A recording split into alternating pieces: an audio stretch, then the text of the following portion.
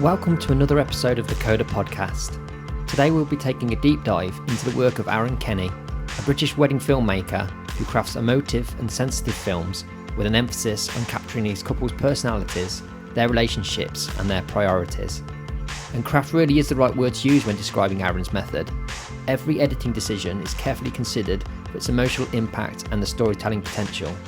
And this intentional and considered approach applies not only to his filmmaking, but also how he runs his entire business.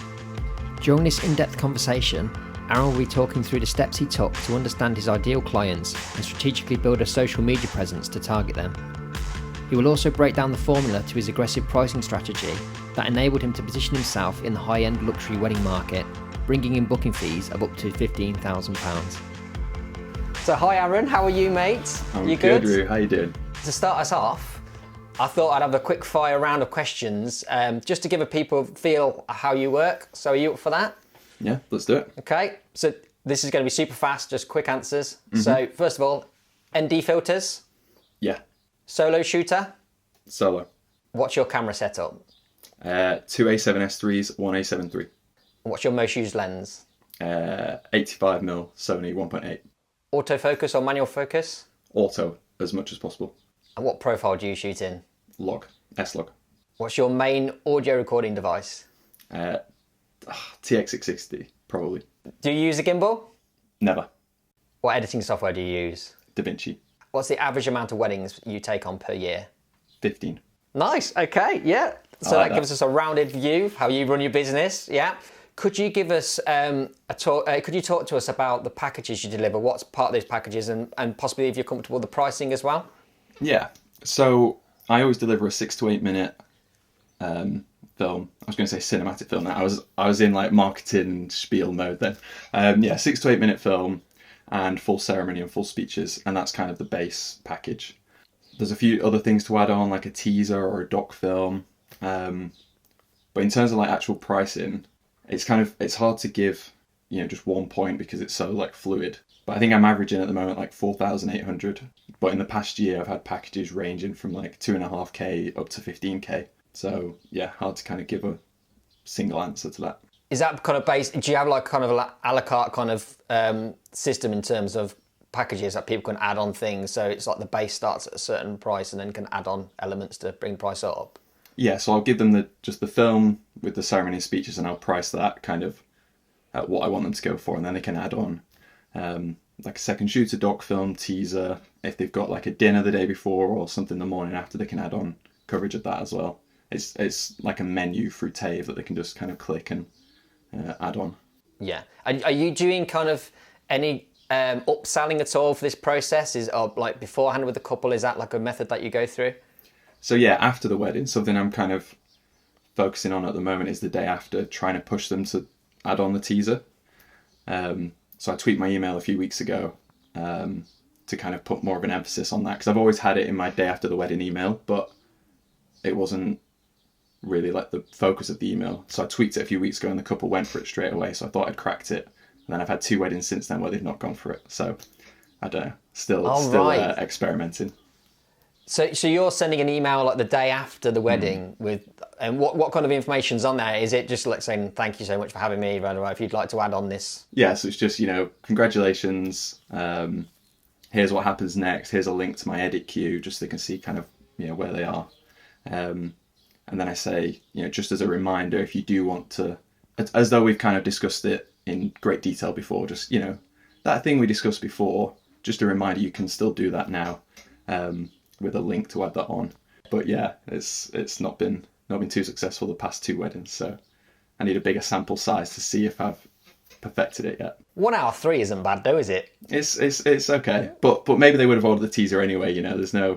There's correlation, not causation. Well, what I think people are going to find out with this chat is that you do consider and analyse everything, don't you? So like every part of your business is very considered. So yeah, I'm looking forward to unravelling that as we go through. One thing you mentioned there, like the editing queue, you linked to an editing queue. So can you just talk us through that a little bit, what that is that you... Yeah, so it's just a like hidden web page. And it's literally just a list of couples' names. And I started doing that in, I think, 2019. And And since doing that, I've not had anyone chase up their film, basically, because I think it just gives them that power. Whereas, you know, if you don't have that, then they don't have any kind of control. And I think that's what forces people to start mithering you and messaging you, you know, when you're in peak season and you just can't be doing with those emails. And then I send 8 weeks after the wedding, I give a little like update on where I am. And then, yeah, I think they just feel that I've not forgotten about them. I stole that idea off you. I'm pretty sure it was you. I stole it off. And it's one of the best things I've implemented in my business. Well, I stole it from someone as well. Yeah, since I implemented it, same. I've had no one ever messages me asking where their films are because they can see it in one click. But also, it gives them a bit more kind of, they realise that they're not the only couple whose work I'm dealing with. It gives them a bit more context of what the year looks like, because it's quite easy. And I remember it myself when I got married. You kind of almost think that you're the only ones there whose work they've got to work with. So it's that's by design, isn't it? Because throughout the process, I guess we're trying to make them feel like that. We're trying to make them feel special and give them all of our attention, and send in those automated emails that seem really personal, like you've been drafting it for an hour. We did the first time round, right? It was 1 hour once, and then every couple gets that hour given to them for free. So if we can go into your story briefly, like how did you find your way into wedding filmmaking? Yeah, so I I started vlogging back in I don't know, like 2015, something like that, when I was at uni. So I started a YouTube channel, started a vlog, and it was, you know, just very basic, like talking to the camera, showing like holidays and stuff. And then, so I was at uni doing law and French, and as part of that, I had to move to France for a year. So I say had to rather than like got to, because I was in a terrible bit of France where it was just rained all the time. It was really depressing, really miserable. But doing this vlog, having this like YouTube channel was like, I don't know, just kept me kind of excited, kept me positive. I was like editing for 12 hours without coming up for air. And I was just really enjoying it. And at the same time, I was applying for all these like legal jobs and just hating that, just really hating the kind of application process. Like, why do you want to do this job? And I was like, for money, really. So yeah, when I went back to uni for my final year, I kind of had a bit of a change of heart, and I thought maybe I could do something to do with video. And then my partner Jess, she saw a wedding film. I think it was Penn Weddings in the States. I don't know if you've ever seen them. Yeah, I know their work. Yeah.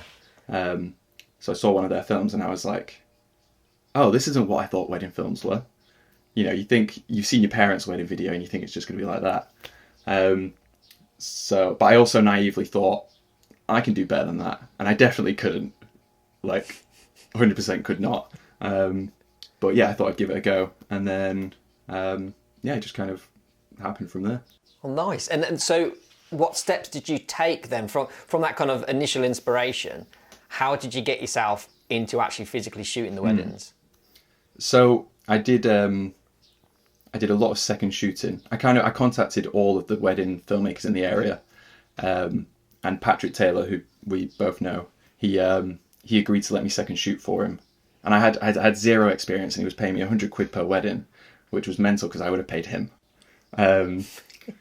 Just had loads of weddings with him, like while I was sitting my final exams as well. So I was like doing this law degree, sitting my finals, and not studying because I was off filming these weddings in Nottingham with Patrick, using his huge C100 Mark IIs. I just learnt loads from that. And he put me onto a few different resources like Wedding Film School.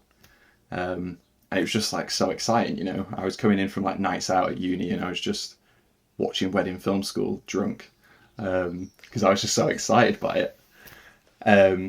But the problem was I learned how to shoot weddings in an American way. So then when it came to shooting my first wedding, I didn't realise everyone stands up for the bride's entrance. So I positioned myself such that everyone stood up, and I actually had no shot of the bride walking down the aisle, which was really awful. Oh no. I get the opposite now, caught out when I do an American style wedding now. I always get caught out, but they're not going to sign a register. They come bombing up down the aisle, and I'm like, it's happened to you ever? All the time. But also, I think since COVID, loads of people have like the legal weddings separately, don't they? And they have like celebrants and humanist ceremonies and things. And yeah, it happens all the time. I feel like I'm constantly reminding photographers as well, because I've been burnt a few times and now I'm really prepared. And photographers never seem to know, because I guess they can be more, as you know, you can be more fluid and you don't actually need to be that prepared because you just run around with your camera, whereas I had to move 3 tripods out of the way of the aisle. Yeah, easy for you to photographer, mate. Proper easy. But so you've gone out there. You started shooting for yourself then at that point. Yeah. Did you? And you said you learnt from the American style after having that experience where you see that English weddings pan out quite differently to the American style. Because I almost feel the American market, their wedding is almost based around creating great films. like the wedding day itself, whereas in the UK, it's very much the wedding is happening, and then you've got to capture that as naturally as possible. Did you then realise that you maybe needed to change your style, and did you look to get some education in terms of that, or was it just a case of learning by just trying? No, I think it was just a kind of baptism by fire. But I always had this probably naive optimism in kind of anything. Like I always think, oh, I can do that, I'll be fine. So I think from the outset I was just kind of giving it a go and figuring it out. Like I remember the first few weddings just kind of like MacGyvering setups. Like I'd found a dictaphone that belonged to my dad and I was like using that to record speeches, but like the battery compartment was all corroded because it was so old. So I was having to plug in like a USB power pack into the side of this old, it was like an old Zoom or something. It was like huge. So I was like lugging around this thing and like moving it below the speakers and stuff like that. And it was just kind of figuring it out, taking on bookings as fast as I could and working it out from there. And how did you get your first few bookings? So I think it was just hanging around in those, those like wedding planning Facebook groups that kind of are full of like the lower budget weddings, let's say. Yeah, I kind of remember like hounding people on there. I was like cold messaging people on Facebook who were posting about their wedding. And I was saying like, oh, I'm a wedding videographer just starting out. So I think I did my first one for free, which was my partner's brother's wedding. That's the one where, I didn't get the shot of the bride coming down the aisle. And then after that, I think I did a couple at like 250 quid that I found in those groups, and then went up to 500 and then just kept kind of increasing from there. But I also ran Google ads very early on in my business, which I think is quite unusual because I think people are kind of hesitant to invest in marketing, aren't they? Yeah, definitely. Especially Google Ads as well is quite a minefield. In terms of setting it up, it's quite complicated, isn't it? Did you find that, or is it just one of those myths that is actually quite straightforward? So I think I gave it a go, and then I got cold called by some company. And this guy rang me up and he said, I'll just do a no obligation, like check of your account and give you some tips. And I was thinking, well, he's obviously just trying to get me to spend some money, but I will never spend money. So I'll get the freebies and I'll just hang up. And by the end of that call, I would have given him my firstborn child. He was that good at his job. I ended up signing up to like a 6-month, £900 ad campaign thing, plus the cost of the ads, which felt like a ginormous spend at the time. But I think it really did help me get my first kind of year or so of weddings booked in. Oh, really? Do you have the data on exactly how many weddings you got from that time, or is it kind of like a guess that? It's hard with Google Ads because people don't say like, oh, I found you in an ad. They're just like, we found you on Google. But that was like, 'cause they were just Googling like wedding video or like I had one quite good gig in 2018, which I think really kind of helped my business. It was like a Jewish wedding at St. Pancras. And it was all like black tie. It was a really like expensive wedding, but they just obviously didn't value video that much. And they got in touch and just said that they came across my website. So I don't know what that means. I assume it was from the Google ads. But I'd say that one wedding kind of got me loads more work and helped me kind of move into a more luxury market. I guess it is the Google ads, because surely your SEO wouldn't have, it was that early on in your kind of business. Surely the SEO naturally wasn't getting you up there to get found, I'd imagine. Yeah, even nowadays the SEO doesn't get me very far. Oh, does it not? Is it how's most of your work come through at the moment? It's mostly Instagram or like other vendor referrals. I'm now starting to turn my attention to SEO, but I've always neglected it. In the 7 years I've been doing this, I've never really put the time into SEO. I think I just thought it was a bit of a dying kind of a dying industry, the SEO stuff, but it's still here, and I think I need to pull my finger out. It can be done. We can do it ourselves for free, can't we? To a certain extent, anyway. So I guess it's always worth putting a bit of time and effort into it. So when you going back a little bit, did you complete your degree in the end? I did. Yeah. But then you did you ever actually go into any? Did you ever use that degree for any jobs? No. So I graduated like June 2017, and I just thought I'll just give this a go straight into it. And I was very fortunate, because you hear a lot of people, they start doing video and they have other jobs and they need to, they have families, they need to earn a certain amount before they can make the jump into full time. But I was very fortunate that I just had rent to pay. So I kind of stayed behind in my student house after everyone else left. I was just living there on my own, just paying this cheap student rent, and just getting little video jobs, filming musicians and stuff, and then getting a couple of wedding bookings in.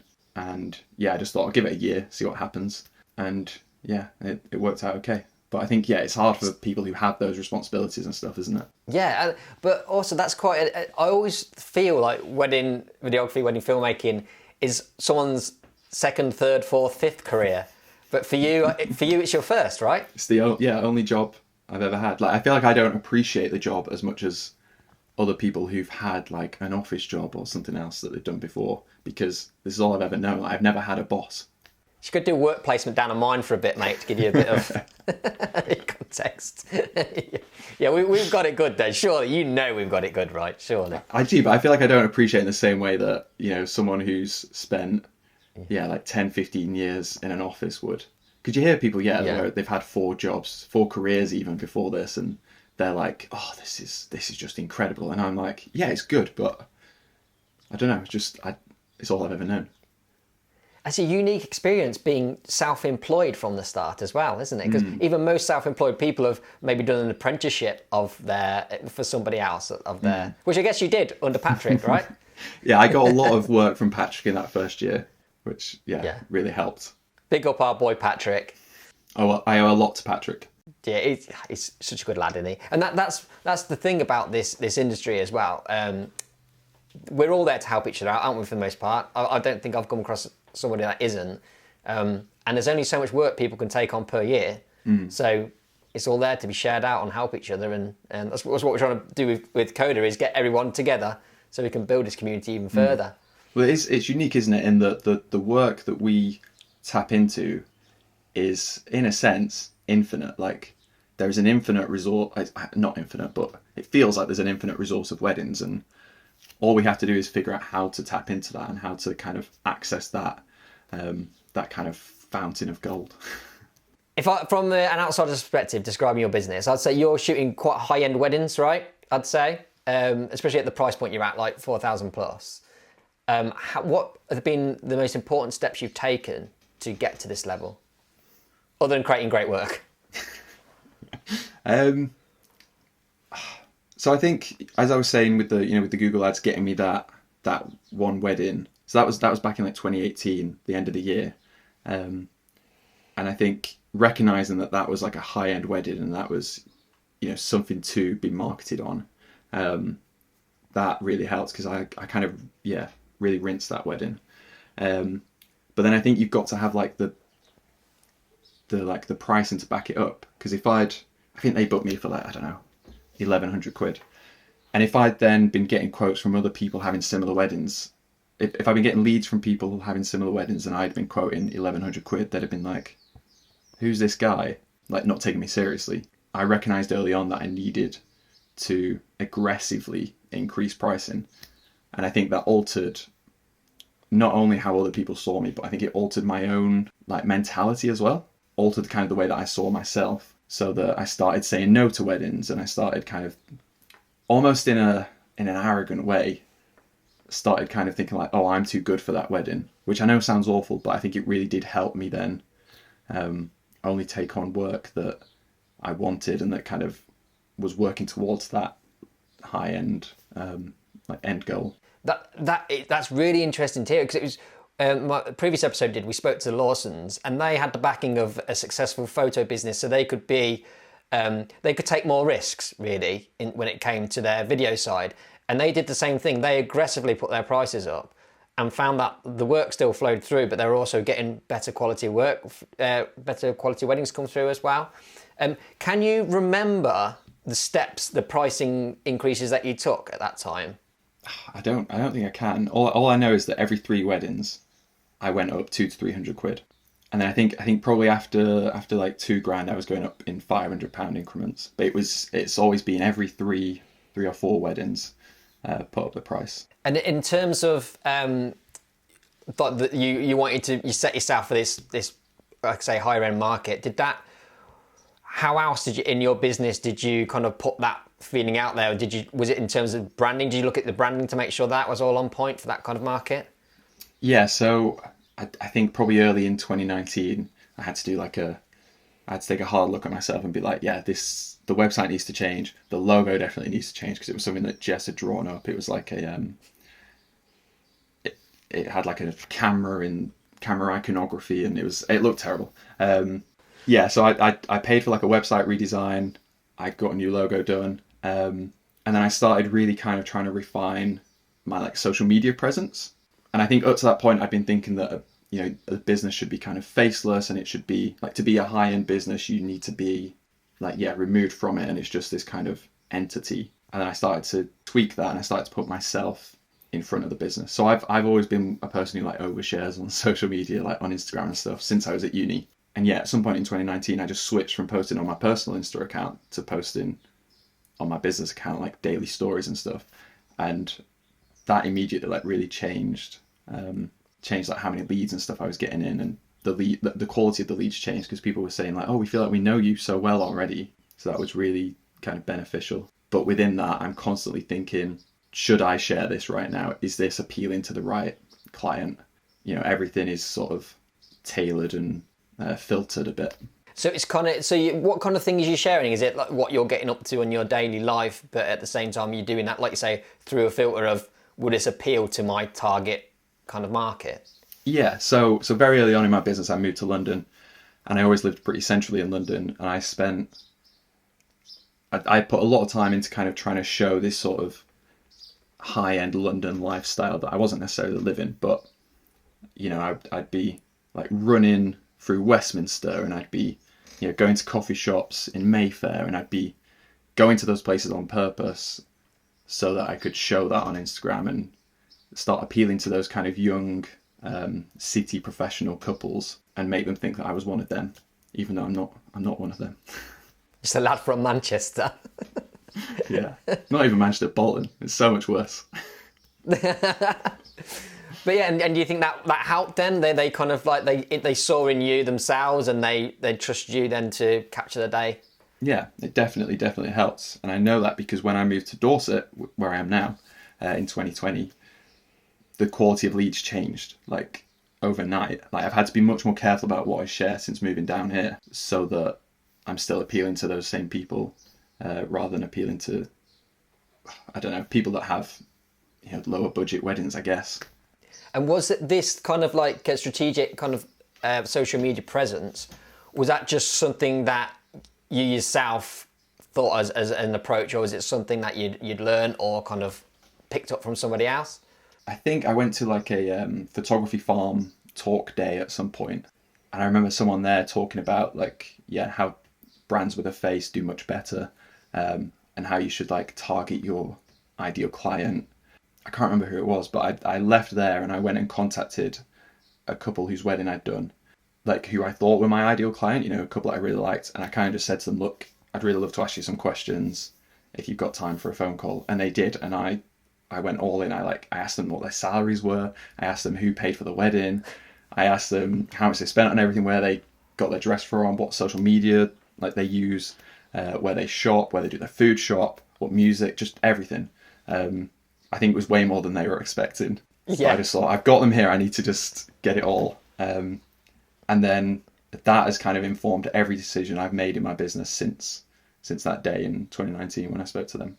Wow, so from that conversation, you've created the blueprint on how to base your company. I think so, yeah. I think that's amazing. Yeah. Like I feel like I could now, like I feel like I could set up a targeted ad on Instagram or something, and I could just pull out the interests of my perfect couple. And every couple I speak to are like almost like carbon copies of each other. They're all like into fitness. They nearly always have a dog. They nearly always say that they're foodies.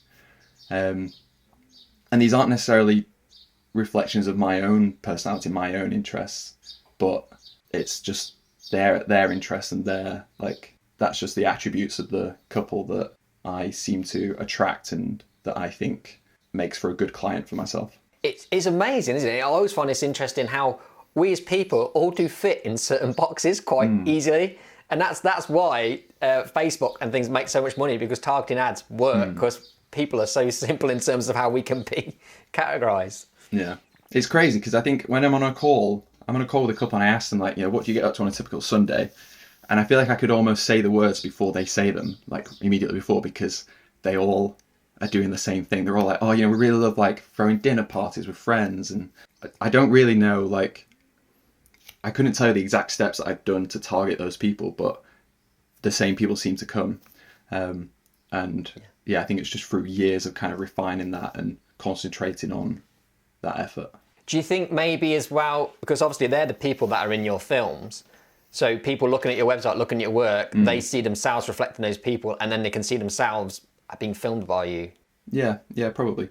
Yeah, it's the whole show what you want to shoot kind of situation, right? It all comes around. And great segue, by the way. I want to go into shooting right now. So that was quite accidental. On the wedding day itself, what do you find are the most important elements that you want to create the film? Do you just want to experience the day and go with the flow, or do you have in your mind certain shots that you're looking to get? So I think for the most part, I'm trying to go with the flow. The reason I enjoy weddings rather than like commercial work is because I don't have much control over what I'm shooting. If I capture something, great. If I capture it in a beautiful way, that's a bonus. Whereas obviously with corporate work, you're kind of directing. Like I don't want to have that control. I think that's too much pressure. I want to just focus on trying to capture things in a way that is aesthetically appealing.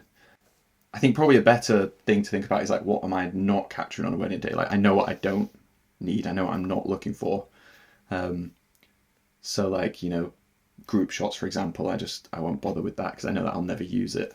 You have those things during a wedding day, don't you, where you're like, I will never use that, so I don't want to get it. But I think a lot of videographers will get it anyway.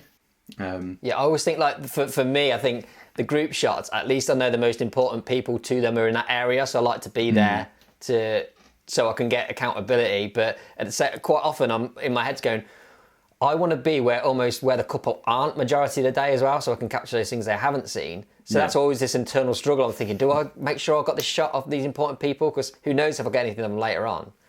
So what's your idea? Are you worried about capturing certain faces and key people, or is it a case of experience that day and catch how it unfolds in front of you? So I always ask the couple who the important people are like beforehand, and they send me photos and everything. But I very rarely look at those before the day itself. It's more to kind of influence me in the edit, because I usually get those important people like during the ceremony when I'm getting reactions. But that is quite interesting, the approach you said earlier. Like you know more that you don't want to shoot. So what are some things that you really, really don't want to include in your films, or you're not interested in capturing? So, for example, like bridal prep, I know I don't need loads of shots of like other bridesmaids and things. Like, I need some shots of the bride. I want the shots of the dress going on. Do I want shots of people like sat around like eating croissants and stuff? Probably not. I might just get a few, but I'm not going to spend loads of time doing that. Same with like, during the drinks reception, like, when you've got the shots that you need. Because I think a lot of people will spend, you have like, I don't know, an hour to do the drinks reception, and people are like just like spraying and like, get this shot. And like, how many of those shots are actually good? I think people just panic and they're like, I need to capture this. Whereas if you spend that time just getting 15 good shots, then like your film's going to be way better than taking the approach of just trying to capture as much as possible in that space of time. Does that make sense? Yeah, and I know firsthand as well, because moving from photo, where I'm used to just bombing around, capturing everything as quickly as possible. When I first moved into film, it was that kind of moment, that during the reception drinks, my footage was terrible because I just wasn't holding it long enough. But now I find if I sit there and just hold the shot longer, and eventually a good reaction comes, doesn't it, at some point, rather than just like giving up on it and moving on. Yeah, well, that's it. When I'm mentoring people, I watch the films and I'm like, they've got all these like 5-second clips of people during the drink reception, but they're like, you know, they're talking about stock prices or something, and they're just very serious. And I'm like, a lot of the time, if you just stay on that person for another 10 seconds and wait for the punchline or the laugh, you'll get a better moment, rather than feeling that pressure to get another shot, because actually that shot might be unusable because they look so miserable. Do you know what I mean? So it's worth putting in that extra effort to actually make sure that the shot that you've taken the time to compose and, you know, get a nice shot, like the time you put into that is not a wasted like investment, so that you can actually use that shot and get something good and valuable. So I think maybe that answers the question. I'm looking for like the nice moments, the smiles, the laughs, the emotional moments. And when it comes to the couple shoot itself, what's your approach to that?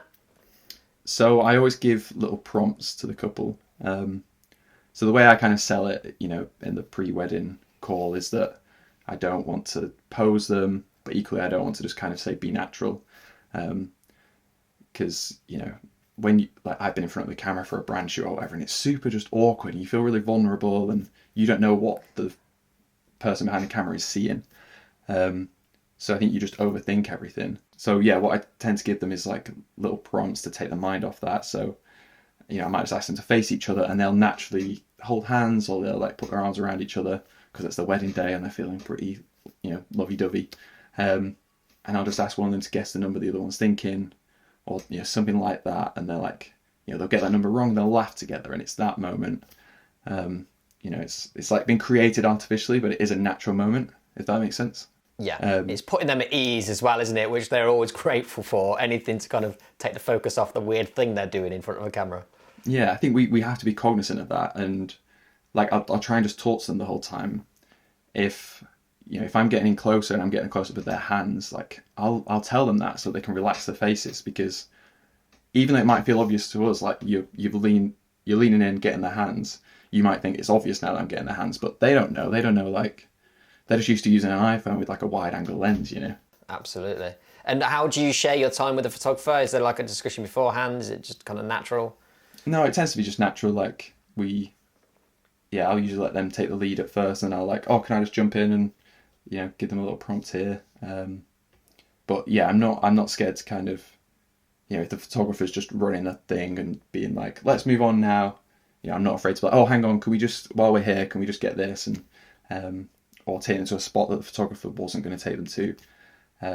You know, I will speak up there. Whereas I think some videographers won't, will they? They're, don't know, some videographers like to kind of just be in the background and not really get involved there. Yeah, like stay completely out of the way. Yeah, it's million different ways to skin the cat, I guess, isn't there? But I'm quite similar to you. I think coming from doing photo before and being used to taking the lead, it was almost harder for me to take a step back, which I'm all right at now, but yeah, it was a battle at first. I find it really hard when I'm second shooting for someone who is quite like introverted in that part of the day, because I have to really bite my tongue, because I want to be like, oh, could you do this, and oh, could you go over there, and I just have to stay quiet and shoot it. And just watch the great shot disappear into the distance because you haven't had a chance to make it. Sometimes I will say, I'm like, do you mind if I just direct? And a lot of times I'm like, yeah, okay, but then it's probably, you know, it's not reflective of their work, I guess, because I'm getting these shots that they wouldn't normally get. But I think that would work, because you're just taking the role as what a photographer would do for them, like setting a shot up, and they can still get B-roll from different sides, maybe. Yeah, maybe. Yeah. So when it comes to the couple shoot, have you got any thoughts in mind of what you want from it, or is it a case of seeing how they interact with each other and just getting little interactive moments? Yeah, so there's usually like a few different prompts that I'll run through, like, you know, guessing a number. I'll usually ask them to like touch foreheads and close their eyes and like breathe together. Because again, if you just ask them to like touch foreheads and close their eyes, they just feel stupid and they end up like giggling. But if you give them something to concentrate on, so I say like sync up your breathing together, so they're like trying to time it, and it just they're concentrating on that. And I think they have such little mental bandwidth on the day anyway, because there's so much going on, that they then do forget about the cameras. So yeah, so I have like a few different prompts like that I go through with pretty much every couple. But some couples you do have to read the room, don't you? And you have to do things a bit differently, because like I had a couple last weekend where if I told them to do the touch foreheads and close their eyes, they'd have felt ridiculous either way. You know, they were a couple that I had to just say to them, like, you know, just go on a walk holding hands, and I'll shoot on an 8-5 and I'll stay away. And you have to kind of respect who they are and what their personalities are. Whereas other couples just want to be posed and they'll do anything for the camera, you know. And is that kind of are you on the date itself, like you say, reading the room, getting those vibes from people and knowing how to operate and adjust your methods? Yeah, so I think it's reading the room on the day, but it's also getting to know them beforehand. You know, following them on social media, on Instagram. So like Saturday's wedding, for example, I knew that they were like an American couple, and I'd seen on their Instagram that they had loads of like couple shoot stuff from, you know, other occasions. You know, people in America, they just do that, don't they? They just hire photographers for a Friday. Friday dinner. So I knew that they'd be quite good, and yeah, they needed very little prompting. I could just kind of point the camera at them and let them do their thing. But yeah, I think that is important, is getting to know the couple in the run up to the day so that you know what kind of day you're going into. Yeah. And then, like, so you've got kind of a thought in your mind how you're going to operate, so you can at least stay within those lines and then adjust as needed throughout the day. Yeah. Yeah, because I don't know if you've ever worked with like photographers that make you a bit cringe during that part of the day, because Yep. like, you know, I'm very fortunate that I only do like 15 weddings a year, so I feel like I know every couple quite well. But you've got photographers who might be doing like 80 weddings a year, and it's very clear that they don't know who this couple are. Like, they may not even know their names, you know, they're just calling them bride and groom. And they're asking them to do things that I know they're not comfortable with. Like something that I always do is like, I'll never ever ask a couple to kiss. Like, and I feel like that's a photographer's go-to, is like, oh, just do a kiss for me there. And I hate it. I put the camera down. Like, I don't know. I don't think that needs capturing. I don't find it like an emotive moment. I think it's just two people kissing. Like, I think actually them like having a chat and having a laugh together is something much more valuable.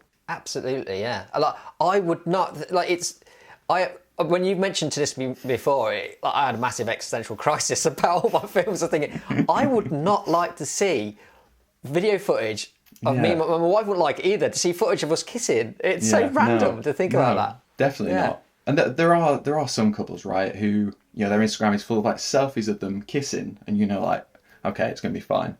But like most people, they're not, like, that's not what you want to see. It's not what you want to capture. So when a photographer is like, doing that, sometimes I see the couple, like, I see their souls like wither, and I'm just like, I put my camera down just so that they know this is nothing to do with me, that I'm not making you do this. It's the photographer. Like, I've had couples before where we talked about it before the wedding, about the kissing. I'm like, you know, don't worry, I won't be asking you to like kiss or whatever. And then the photographer asks them to kiss, and they give me a look like, bloody hell. That silent, knowing look. Yeah. And you also get people, like, kind of, I've worked with photographers as well, where they're putting couples in a position and a pose that they clearly have preset that does not work for this couple in terms of their height and things like that. Yeah. Yeah. There's one that I do that it's probably like 50% success rate, where like I'll ask the groom, or I was going to say the groom, to come in behind the bride, but obviously groom, bride, etc. I'll ask one of them to come in behind the other and put their arms around them. And this is probably a more like intimate shot. So I'll usually wait till like later on in the couple shoot, or during the golden hour shoot later on. So, you know, they've warmed up. Like, I wouldn't lead with this because it's too much too soon, because it's just a bit too posy. But I'll ask him to like, put his arms around her and like lean in and sniff her eyebrow. And sometimes... It's funny that I know exactly what you mean. I know exactly what you mean here. And sometimes it's magic, like it works really well. But other times, like, I don't know, the groom's too tall, he's like stooping down to sniff, or maybe sniffing way too enthusiastically, and it doesn't work. But sometimes you get it and it's just really lovely. And you, either way, you just have to be like, oh, brilliant, and then just not use it. So in your couples chat before, you're saying, I won't make you kiss, but I might make you sniff each other's eyebrows. Well, I feel like by that point in the day, I've kind of got their trust in that, like, I've not made them do anything silly, I've not made them feel uncomfortable, they feel at ease, and so I could probably actually then push them to do a bit more than they would have done earlier on in the day. But again, it's about reading the room and, you know, getting the vibe. One of the biggest moments for me in terms of reading the room is during the groom prep. Because I like to get like a hero shot of the groom once he's dressed. Usually by a window, which we all do. Some grooms they feel too stupid to do that, and that is a big moment for me, is trying to figure out is this groom going to be okay with that, or should I just leave that and just let him do natural stuff? Because most of your communication is usually with the bride, isn't it? So I feel like I never know the groom as well as I know the bride. A lot of the time the grooms won't even have Instagram, or they won't post on Instagram, whereas the brides are posting more, so I definitely get to know them differently.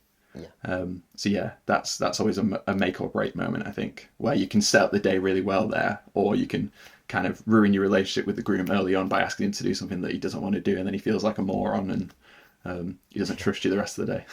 But I feel like grooms generally fall into two categories, like you say. The category that want to be told exactly what to do so they can you can get what you need and you can be on your way and they can just crack on the day. And the others that you just need to capture it around them, basically. Yeah. In your films, one feature is that there is quite a lot of A-roll in there, as in showing you see the speeches, but the reaction shots during the speeches. So quite often, quite a lot of wedding films, they'll cut to the person giving a speech and then B-roll, cut back to B-roll. With yours, you'll quite often do about three shots or so in there where you see the person speaking and then you see the reactions. Is that an intentional thing that you always try and put into your films? Do you mean reactions of guests or just the couple? Because both, to be fair. So quite often you'll be seeing the groom will be talking, and then you'll see the bride's reaction, and then you might cut to a reaction of the room. And I always find that interesting, rather than just showing the person speaking to give context of who's speaking, you're actually giving context of that entire room and then going back to B-roll. Yeah. Or you're not even aware that you do that. Well, so speeches, I don't think I do, but definitely the ceremony, I'm constantly trying to get reactions. But I think speeches, I try and just focus on the person speaking, and I have the couple reaction camera, and then I will have a wide of the room that gives, helps place the viewer. But I think, definitely during the ceremony, I think it's really important to get, the first 2 rows of people at least, get their reactions, because the couple are facing each other, right, when they're doing the vows, and they don't see their family. And I think a real value of us being there is that we can show the bride's mum crying while they're doing the vows. We can show all the boys having a laugh at the groom because he's burst into tears. Whereas they're so nervous in that moment, they're so fixated on each other that they're just not seeing that. They're not getting to appreciate that and enjoy that moment. And what's the point in having us there if they're not going to get to see that? Great point, yeah, because I'd say even the way I film the vows, I'm probably filming it exactly how they remember and saw it, just of each person's face kind of thing, yeah. So, okay then, I want to break this down then, because it's the reactions is what I'm getting at in terms of your film that is a real feature. So can we talk about how you set up for the ceremony, and then we can maybe talk into how you actually then go about capturing these reactions. So so break down how you're setting up for a ceremony, please, mate. Okay, so I'll usually be at the front. Well, there's 2 parts of the ceremony, aren't there? There's the entrance, which is one setup, and then there's the rest of the ceremony, which is something different. So what do you want to talk about? Both, or just the actual ceremony Both, part? Mate. Yeah, the whole thing. Okay, do it chronological order. So the ceremony is about to start. You need to get down there to get set up before the bride comes. What are you doing? What's your go-to method? So I'm always getting a groom reaction shot. So I'm getting an 85 somewhere, usually on the opposite side to where he stood, shooting down the aisle. So from the back, shooting down the aisle, kind of across the aisle. I think that is a crucial shot, and it's hard being a solo shooter to guarantee that. But I'd say 95 times out of 100, I get that.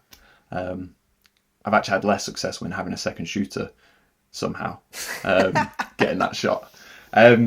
So I've got that there. Then I'm usually at the front on an 85 or a 50, getting the bride coming down. Again, I keep saying bride and groom, obviously covering all permutations of couples. And then I'll always have a 35mm safety angle, either also at the back with the groom reaction camera, or it might be at the front somewhere, just kind of getting a wide shot. I don't know, just wherever I can get a clear shot that's going to be safe that I can cut to, in my multicam sequences.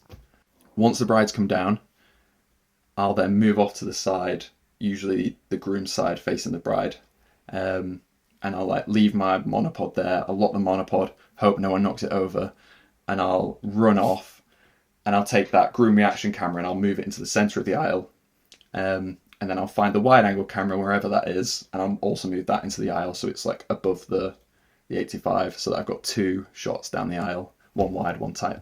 So two shots down the aisle, and then at the front, you're there, bride side. And then what happens if there's readings? Are you then, I assume you're manoeuvring yourself with that camera at the front to capture someone giving a reading? Yeah, but I'm also monitoring the back camera, the 85 angle, on my phone using the Monitor Plus app. So a lot of the time, I mean, it's different if it's church or like a registrar ceremony, isn't it? Because if it's a church ceremony, the reader will go and stand at the pulpit. Whereas if it's a registrar ceremony, they'll usually stand in the middle. So my back angle is getting them anyway. So sometimes I might just rely on that back angle, and then I'll just, while I'm at the front, I'll be getting the couple's reaction to the reading, or I'll be like getting other people's faces in the crowd, audience, not crowd. So you've got a phone attached to your main camera that you're manning, and you can see on that screen, on your phone screen, you can see your other one of your other cameras, or both. So I can see both if I switch like Wi-Fi angles, Wi-Fi networks, because it connects via Wi-Fi, but it's a bit fiddly. So I'll usually just stick to looking at one. And yeah, it's not attached. It's usually just in my hand. I look like I'm like watching football or something. I did try, like I had it clamped on for a little while, but I found myself really fiddling trying to clamp my phone onto the monopod before the ceremony, when I could have been getting like, the groom looking all nervous or whatever. So I've gone back to just having it in my pocket and then pulling it out when I need to see it. And yeah, I can control exposure there. I can like adjust the autofocus, just make sure that everything's looking good at the back. So if for example, you're looking at that back camera and you're not, say the readings are happening and you're not capturing the reading with that back angle, would you still look to get reaction shots, or would you just play it safe at that point? No, I'd play it safe then, yeah. I'm always trying to play it safe. Like, for example, the first kiss, like, I will get the first kiss on my camera, but the second their lips are touched, I'll then pivot and get reactions of people clapping. So I know I've got something I can use in the film, like on my camera. If the 2 back angles are completely buggered for whatever reason, I know I've got something that I can use here, and then I can also get people clapping. But I don't know, it probably feels wild to say that like the people clapping is that important to me, that I would pivot away from the first kiss halfway through and not get that full moment. Because 9 times out of 10, those cameras at the back are fine and they will be getting that, and I'll be okay. And I think, they want to see the happy faces of their friends and family, in that moment. Yeah, that's what I absolutely love about your work is those reactions. And every time I'm watching, I'm thinking, and I know you've solo shot these weddings, thinking, how is he doing that? So you literally, lips touch, then you're flying off, you're shooting, trying to get those reactions, get applauses. And so when you move, are you trying to get multiple reactions at that point, or would you focus on certain people to get the claps and then? I'll usually try and get at least 2 people clapping. A lot of the times, by the time I've got to the second person, the clapping's dying down, and I'm like, ugh. But I might just point at the row of groomsmen, because I know that they're probably going to be a solid bet. But during the ceremony, I'm figuring out what angles can I get, because so if I'm facing the bride and she's doing her vows, I'll stay on her for that. But then when the groom's doing his vows, because I'm pointing at the back of his head, I'll get the bride's face for a bit, and then I'll pivot around and get reactions, because I'm not getting loads anyway if he's got the back of his head to me, and I know that my back angle's getting a better shot of the vows. So that's when I'm thinking, I'm like, right, so the parents are there. Oh, that must be grandma. Right, groomsmen are there. So I'm like getting those shots, and then I'm just, during moments of applause, I'm like recreating those angles that I've already got, that I like experimented with earlier, and I'm looking at the important people to get them clapping. And the angle that you more often than not have monitoring on your phone, would that be the wider safety angle you'd have, or would it be the tight one? No, it's the tight. Yeah, it's like the pretty. So you've got the pretty shot nailed down before you're taking any. Yeah. Because rather than the CCTV view from the back. Yeah, I don't really care about that one. I'm rarely using the wide angle. And then, do you have how long do you need to get set up for the ceremony? Like, is there a certain time that you need to bail from bridal prep to make sure you're safe, or do you try and last as long as possible there? I think I always over-egg it, actually. I always think that I need way longer than I actually do. But that's because there are some ceremony setups where you're like, this is hectic, I can't figure this out. Yeah. Like I shot at Ashridge House recently, I don't know if you shot there. But I think so. The bride comes down these stairs and the ceremony is like at the top of like a middle landing of the stairs and everyone else is down below. But it's really awkward angles. Ideally you'd have about 6 cameras running to do a good job there. So there are some setups where you need extra time to think about it, but I think at this point in my career I've done enough weddings that I can probably walk in and set everything up within like 5 to 10 minutes. But I like to have time to figure it out and make sure that I've thought of everything, because things happen. Like so many times the wide angle has been blocked by the bridesmaids coming and standing somewhere that I didn't expect them to. Yeah. Or like if you have a front angle set up and then the best man, when he brings the rings, he just goes and stands in front of your camera. We've all had that. So you have to be thinking about these eventualities. And I think when you're in a hurry, you're like just ticking boxes, aren't you? You're not actually thinking everything through properly. And it's same with miking. Like I've been rushed before and I've forgotten to mic the groom, which is like the worst mistake you can possibly make as a wedding filmmaker, I think. Yeah. If there's one audio you want from the ceremony, exactly. If I could only pick one, it'd be the groom audio, wouldn't it? Because you can get the bride from that as well, and possibly the registrar pick up a bit from that as well. Yeah, and that was one where it was really rushed. When everyone was late getting ready, and I felt really rushed because I had to stay and get the bride doing a reveal to her dad. So now I'm very clear with couples. I usually have a call like a week before the wedding. I'm very clear with them. I'm like, what time are you getting into your dress? Are you doing a reveal? Because I need to go and set up for the ceremony. I need to leave at this point. So I need you to be ready well in advance. And they're still always late. Because I like to set up for the ceremony and then get shots of guests and get the groom waiting and whatever. But if I have to, I'll forego those shots of guests and the shots of the groom and I'll be straight in after setting up. But that's like the pain point for all of us, isn't it? That point of the day. Yeah. Yeah, it's that negotiation, that kind of... It's the one bit of the day that gets me stressed is like, I want to, because I could literally just be at bridal prep for that last hour, capturing that last hour, but then it's the hardest hour to capture because then you also need to have one foot in the ceremony as well. So it's kind of that balance of how long can I hold on for. Yeah. The communication before the wedding is key in terms of letting them know that you need to be ready at this point. But then we're at the mercy of their hair and makeup, aren't we?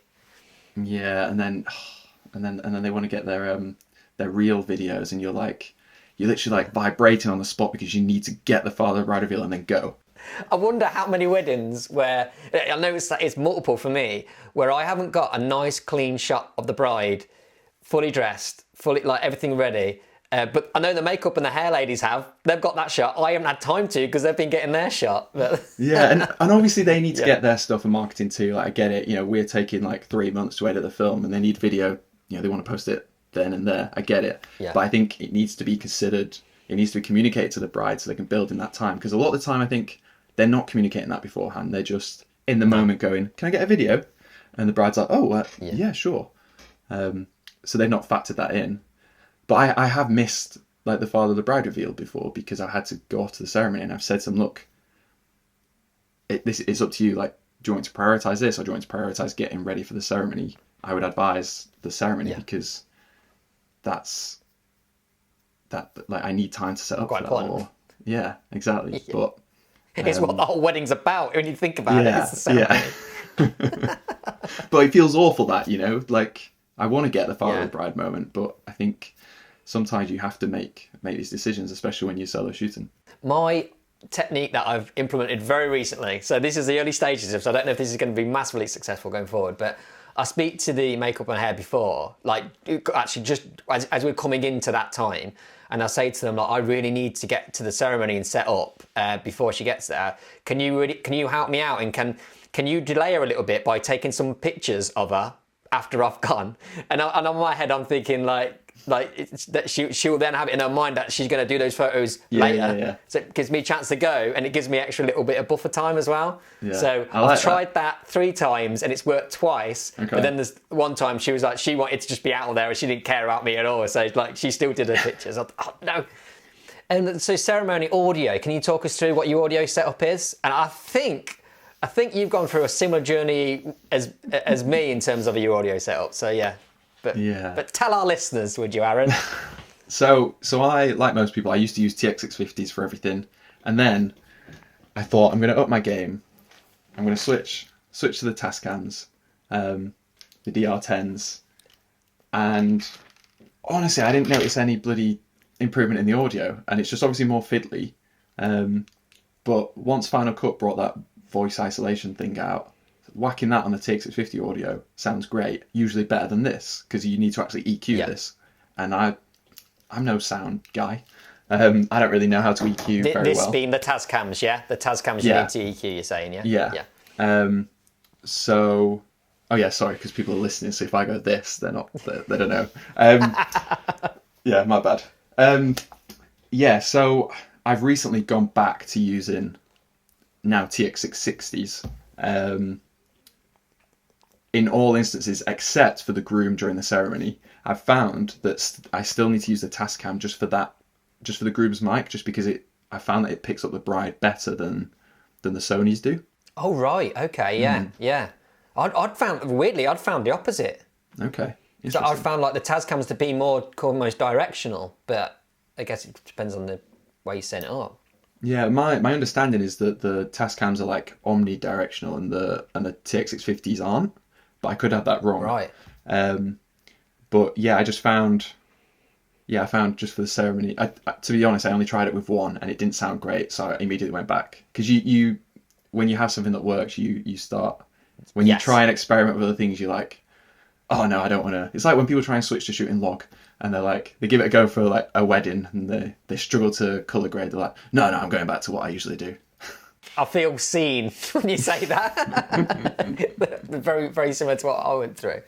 Yeah, so in terms of audio for the ceremony, TX660s now is the main part, but you're still putting the Tascam on the groom, you say? Yeah, so TX660 on the registrar or the vicar or whatever, and on the people doing readings, Tascam on the groom, and then I've usually got like a Sony dictaphone that I'll put somewhere, like in the flowers nearby as a backup, and then obviously I've got like one of the Sennheiser top mics on the camera. So there's backups, there's always something. Yeah. Do you film the signing of the register and stuff like that, or do you use that time to pack up and be ready? How do you make sure you're good to go for the bit straight after the ceremony where all the cool stuff happens? Yeah, so as soon as they go to sign the register, I'm like packing up 2 cameras. I'm getting as many mics as I can in, so that I'm just on like one camera, and I just have the backup audio source for the last little bit of the ceremony when they say like, keeps his sword arm free to defend the bride, blah blah blah.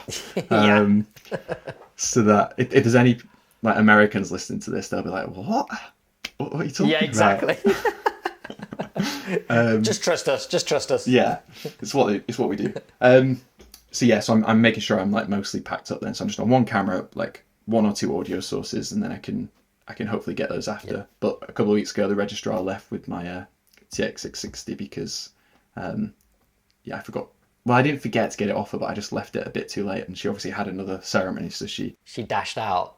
She did. She said to me beforehand. Eventually, I said to her, I won't let you leave with it. Don't worry, because you hear these stories, don't you? And it must really annoy them, because you don't want to be the videographer that makes that registrar never want to wear a mic again. So exactly, I'm always trying to make sure they have a positive experience. And I said, I won't let you leave with it. Don't worry. And she said, don't worry, I don't run very fast. But she bloody did. She absolutely shot off. Like, they did confetti as they came out, so I was filming that. And then when I turned back, she was just gone. And I ran outside, and there's no car there. They were off. But she did bring it back to the venue later on in the day. Really? She brought it back? Yeah. What an absolute hero. The venue coordinator just came and found me during the day and just handed me an envelope really discreetly. And it just had my TX660 in it. So that was no way. And so you've got 2 ceremonies worth of audio there? Well, she must have noticed. I've got their chat in the car, like the 2 registrars, and they were like effing and blinding in the car, and it was just a very different persona to the registrar that had done the ceremony. And then, yeah, I think she must have left it in the car because she noticed. But the battery on them is insane. I lent one to a friend and he posted it back to me, accidentally set it on record, and it's recorded the entire 23-hour journey that it took back to me. But we all still charge them before every wedding, don't we? Yeah, and that which must probably do more damage to the battery than anything, just constantly charging them for no reason. But I cannot help myself. Let's go into how you set up for speeches, because that's one thing of your work as well. Your speeches angles, very much like when I spoke to Lawson's, like absolutely banging speeches angles. I know you'd say you do a wide safety, don't you, at some point? But even your wide safety shots look stunning. So can you talk us through your kind of philosophy for speeches, and also how you then go about creating that? Yeah. So I'm always trying to get. Well, I'll just go through it. So 3 cameras, one on the person speaking, one on the couple, and then one trying to get the room, but at the very least getting the top table. And that one is the one that doesn't matter. Like, I'll just get whatever I can. But if I can get something nice, then I will. Like, if I can get some kind of symmetrical shot, shooting through all the guests to the top table, then I will. But if I can't, it is what it is. I just think it's important to have that just in case, so that you can, while you're moving the other cameras, you can cut back to that. But you might be thinking, well, why are you moving your other cameras? And that's because I always like to shoot kind of diagonally. Again, for people listening, this isn't helpful, is it, me doing these hand gestures? So are you saying 45 degrees from the person speaking? Yes. Yeah. So I'm trying to, for example, you get the father of the bride doing a speech. I'm trying to shoot from the opposite side of, like the side of the room that he's facing. I'm trying to shoot from there, shooting across the couple to him. So that I can, I'm focused on him, but I've got some foreground, and it's usually the people that he's speaking to are in the foreground. The couple, and then the couple reaction camera is on the other side, capturing them because they're obviously turning to face him. So I think that's what a lot of people don't really think about with speeches, is that the people doing the speech, like, although they're addressing the room, they're quite often speaking to the couple too, so they will usually turn to the couple. So I think you should kind of be facing them for that bit, because that's the bit of the speech we really want. We want when the father of the bride's saying nice things to his daughter. We want when the groom is saying nice things to the bride. We're not really bothered about when they're like thanking everyone for coming and whatnot and facing the room. Obviously, you want that just for the overall ceremony, speeches video, but for the actual, the bread and butter film that we're making, you just want those bits where they're speaking directly to them. So say for example, father bride stands up. You've positioned yourself so you're the way he's facing. You're going to be shooting them. But then when the groom stands up, if he's on the other side, are you moving your A cam, or are you changing the roles of your 2 cameras in order to capture that? Yeah, it depends. It depends on the circumstances, but I will usually try and run around with that A cam to then get the groom, and then I'll move the couple reaction cam back over to where I just was. Right, so the cameras can stay in their roles. So you got your A cam's going to be capturing speaker, B cam's always going to be capturing reaction. Yeah, because the B cam is usually set to like a higher f-stop to get both the couple in focus. So it's much easier to actually just move that camera rather than fiddle with the settings again. Like, it's on auto ISO and things like that. I don't want to have to fiddle with the settings. So it's much easier to actually just move the camera itself. And my A cam is always on a monopod, not a tripod. So I'd like to stay with that camera. So no one knocks it over. So if that camera changed role to be the couple reaction shot, and I was just stood by that, and I was leaving the other camera to get the actual person speaking, I wouldn't feel good about that, because I want to monitor that camera and make sure it's getting a good angle. So it's easier to just move them. And like you said, and what kind of focal length are you looking at generally on average? It obviously depends on the room, but usually those 2 are both 85s. Your reaction cam with the couple and the one on your A cam of the speaker. Yeah, and then the wide will be either a 50 or 35. I say 50. Whenever I say 50, I mean 55. And do you lock off focus because you're autofocus quite a lot of the day, aren't you, when you're shooting? Is that right? Yeah, but I think when you say that to people, they assume that I'm like, autofocus is on. So if someone walked in front, the focus would change. But Yeah, you're But locking it's it off not. for that.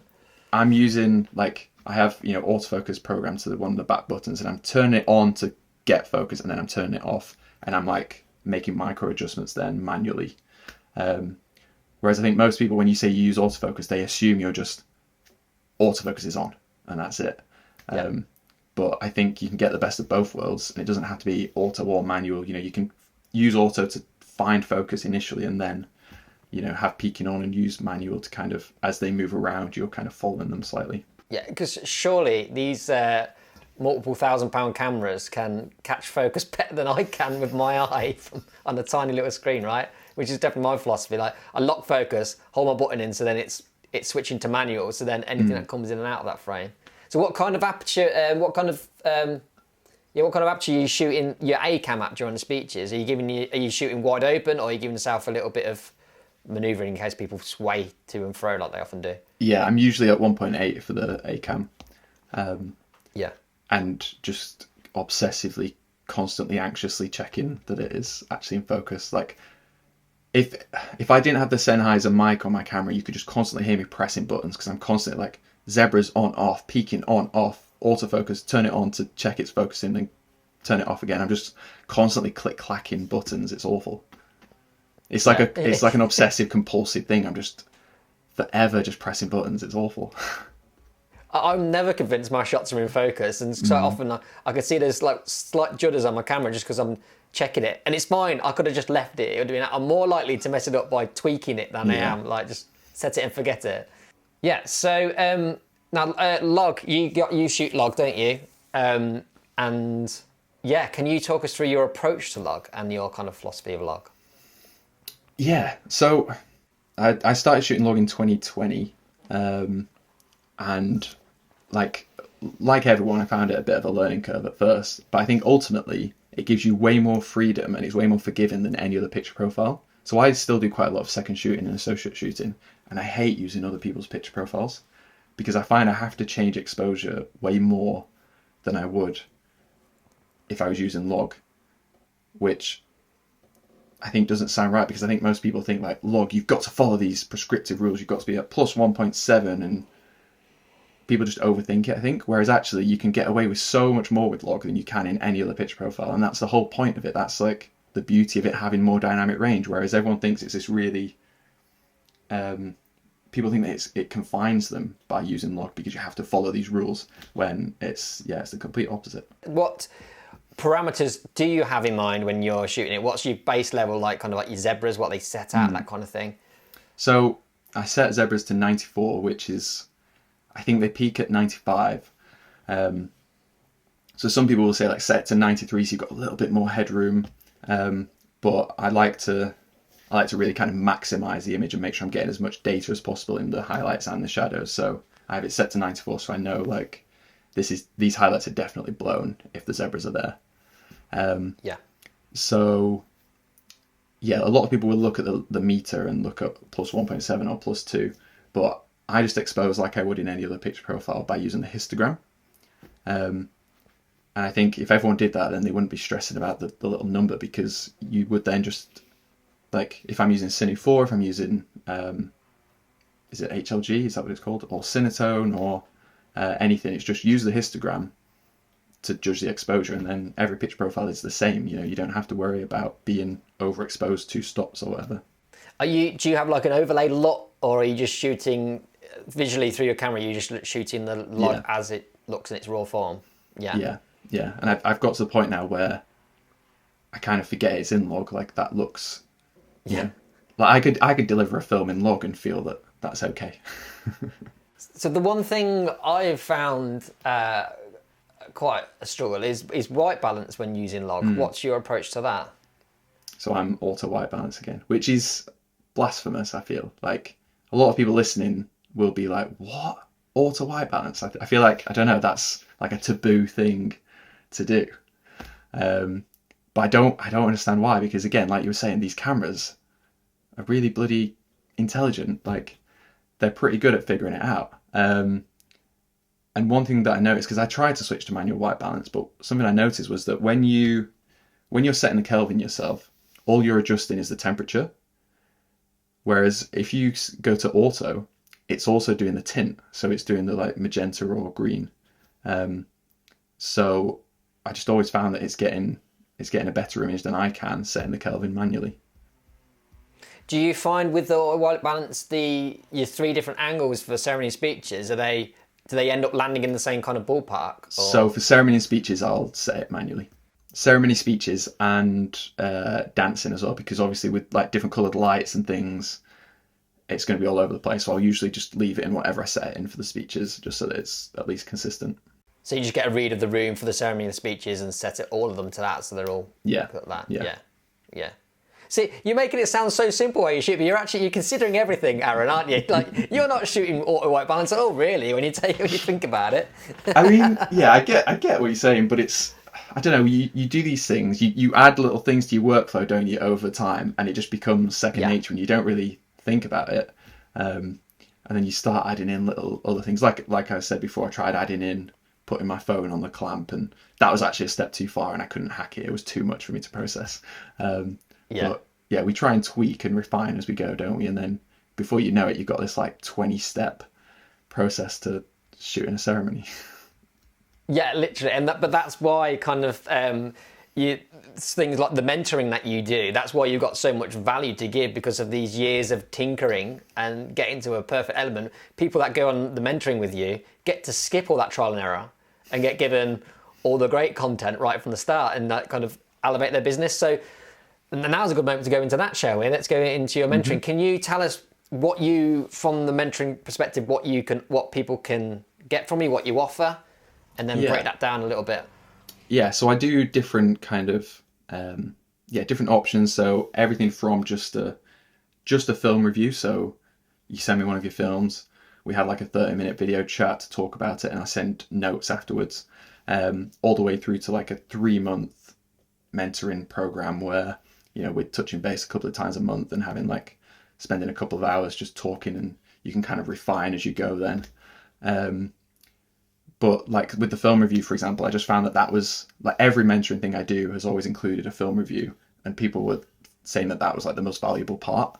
So I thought, let's cut out all the other stuff and I'll just review people's films. And because I think that is really valuable, right? If someone's just saying like, why is this horizon so wonky, or, you know, why have you cut to this when we were just in this bit of the day? And I think just having some accountability, because that, I think, is my biggest like thought when I'm editing, is that every single shot should be purposeful and it should have an explanation to it.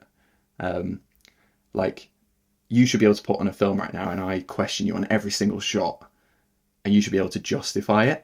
And I hate when you watch films and it's just like they've clearly just slapped things in to fill time, because they've like, you know, they put the music down, they put the speeches or the ceremony down, and they need to fill the gaps in between. So just whacked stuff in. I think, it should be way more intentional than that. So yeah, that's what the film review is about. It's about kind of helping you refine your approach to the shooting and editing. And then kind of the longer kind of mentoring that you offer in the kind of like the year long, what do you cover now? Are you covering, is it mainly shooting and the editing, or is it a bit of everything? Is it business side of it as well? Yeah, so it's everything. So it's really tailored to what people want to go through. And sometimes people don't know what they want to go through, so it's just kind of what I think they could benefit from. But yeah, it's anything from like finding your ideal client all the way through to like color grading. I could spend hours just on the color grading bit. Are there any kind of repeated things that, I know you said about people just trying to fill time in terms of the edit, are there any other kind of repeated things that you see mistakes, effectively, like you see people making, things that they can change that would improve them going forward? Is there something that happens quite often that you notice a lot? Yeah, I think it's the little like attention to detail things. I know I just made a joke about it, but like Wonky Horizons, like it doesn't take long to go through and just check that things are straight. And I don't know, people don't think that that's a big deal, but I think when you're watching a film, if you have these constant little reminders that there is a camera and there is a person behind the camera, like Wonky Horizons, or something slightly not right color-wise, like, temperature changes within the same scene, or unmotivated camera movement, like all these little reminders that there's someone filming takes you out of the film. And I think it all builds up. Even if any one of those alone aren't like a devastating mistake, I think it all adds up to take the viewer out of the film and make the experience less. Like, I think you should never ever be thinking this film is good. Like, you should always just be thinking, oh, this wedding is amazing, or this couple are so like emotional. Like, you shouldn't be thinking about the film itself, even if it's something really cool, like, oh, that's a really cool shot. I just don't think that should be there. Like, you should just never be taken out of the film and thinking about the process of making the film. Does that make sense? Absolutely, yeah. And I even find that with watching normal films, non-wedding films, as soon as you realise that you're watching a film, you're taken out, and then you can never get yourself back into that headspace. Yeah. I totally get that. And when I watch people's films, and it's exposure adjustments mid-frame, unnecessarily jolting cameras, those kind of things. And even for me as well, during it might be worth asking you this as well, like during when you see the videographer in one of the shots. So, like, what do you think about, what's your approach like during a speech? Because you go for a wide shot, for the safety of the ceremony. Are you worried about you being caught in that shot, or one of your cameras being caught in that shot? In the wide shot, I'm not. Like, that is just there to kind of capture their... Like a safety net. Yeah.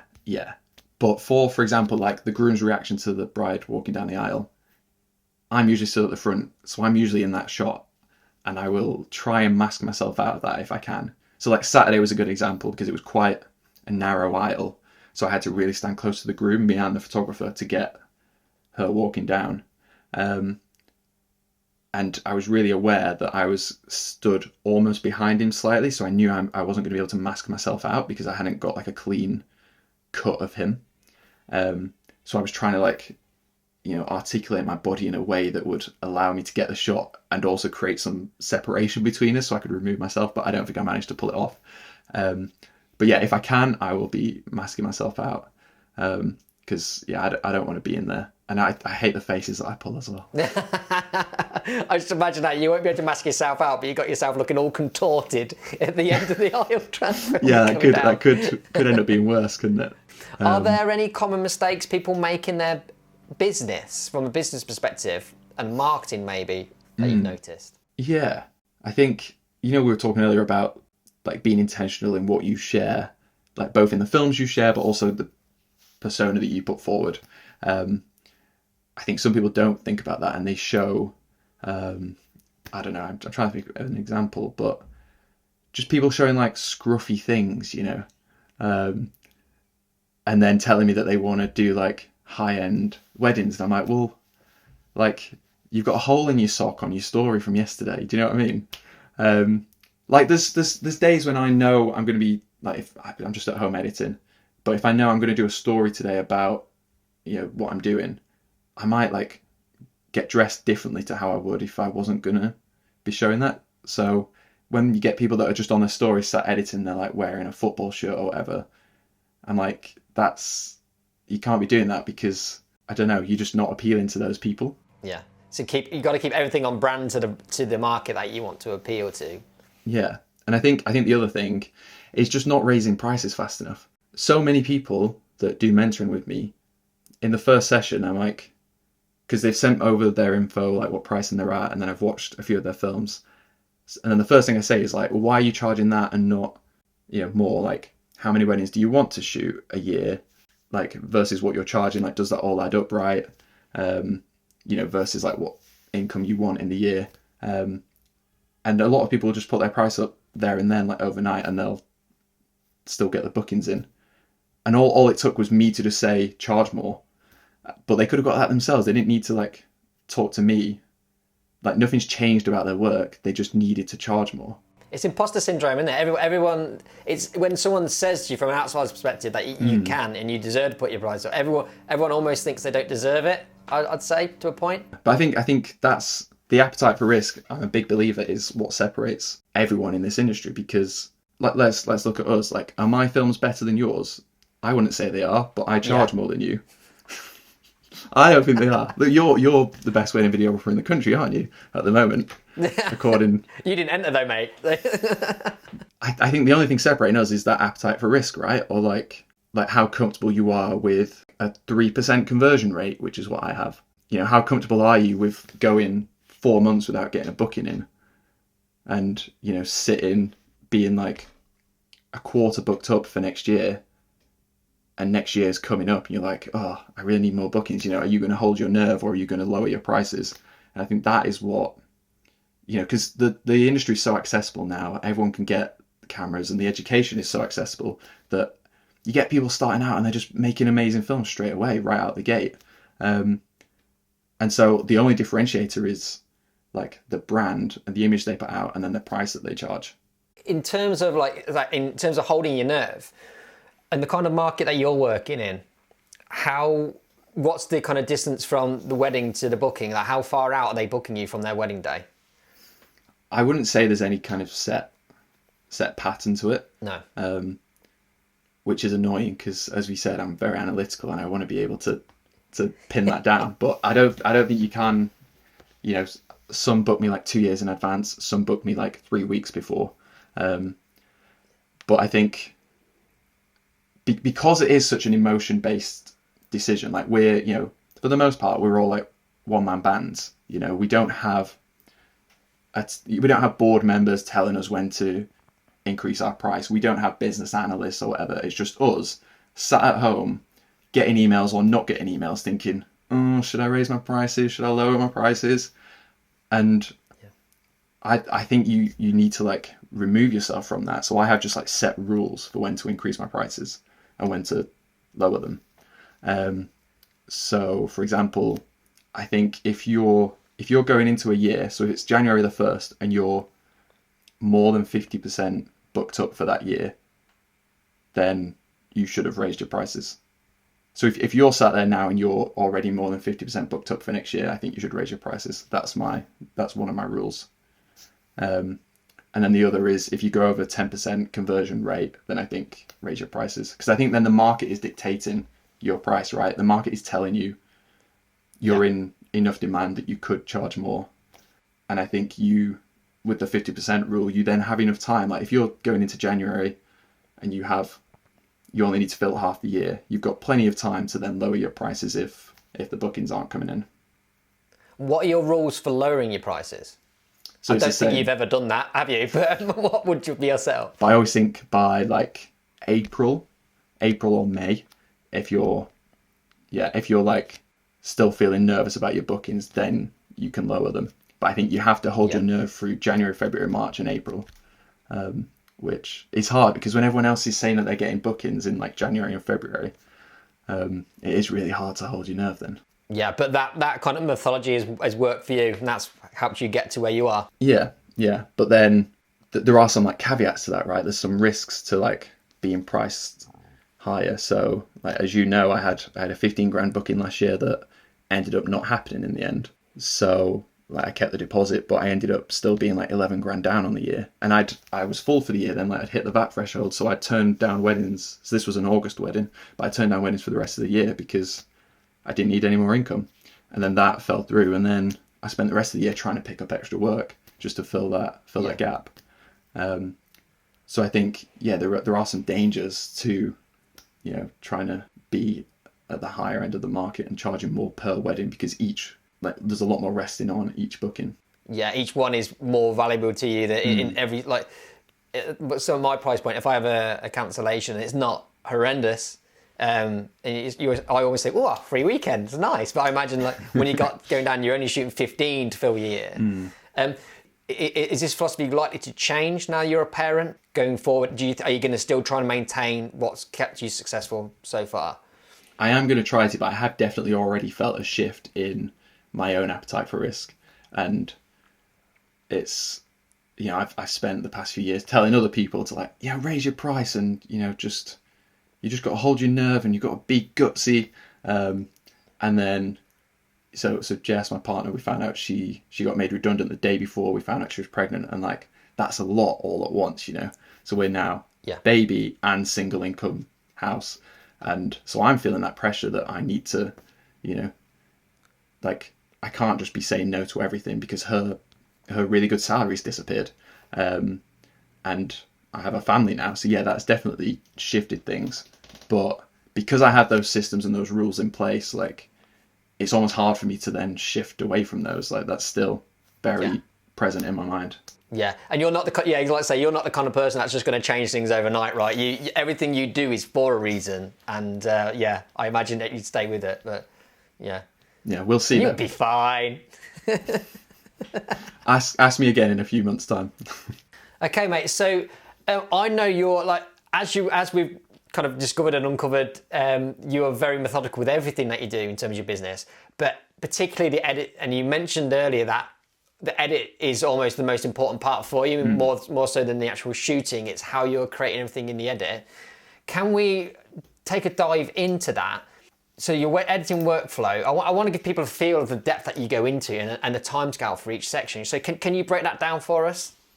Yeah, so I've got a checklist open here of everything that I do in the edit, and this is to stop.